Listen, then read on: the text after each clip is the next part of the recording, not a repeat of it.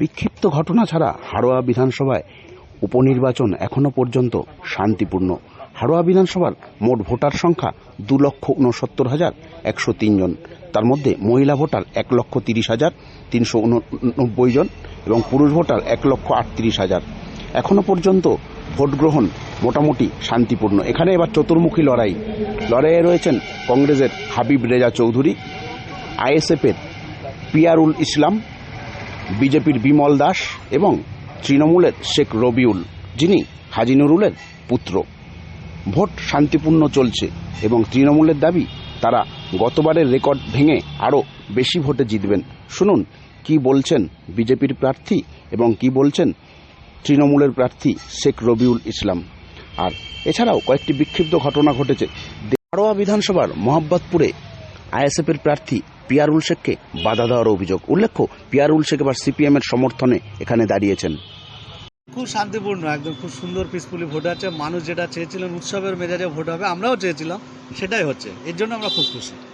ধন্যবাদ জানাই সব হাড়োয়াবাসী। পিয়ারা 207 নম্বর বুথে তৃণমূলের ফ্ল্যাগ লাগানো আছে, টোটোতে করে ভোটারদের নিয়ে আসা হচ্ছে। বিরোধীরা বলছে যে আপনারা প্রভাবিত করার জন্য তৃণমূলটা নিয়ে আসছে। না, কেউ স্বতঃস্ফূর্তভাবে কেউ দু একজন করেছে, নিয়ে যাচ্ছে। আমাদের ওরকম ধরনের কিছু নেই, সবাই আসছে।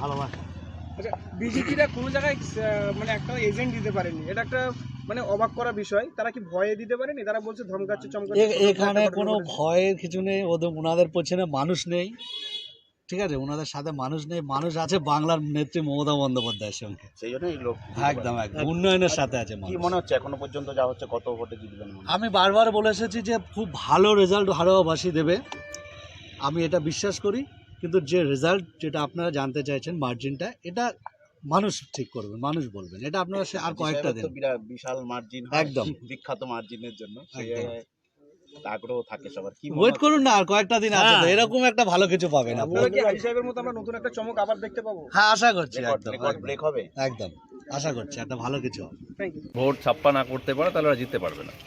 এর জন্যই ওরা বাড়ি থেকে মানে ভালো মানুষকে ভ্যানে করে নিয়েছে, টোটোয় করে নিয়েছে, ভয় দেখানোর চেষ্টা। বলা হচ্ছে যে অসুস্থ লোকজনকে আনছি।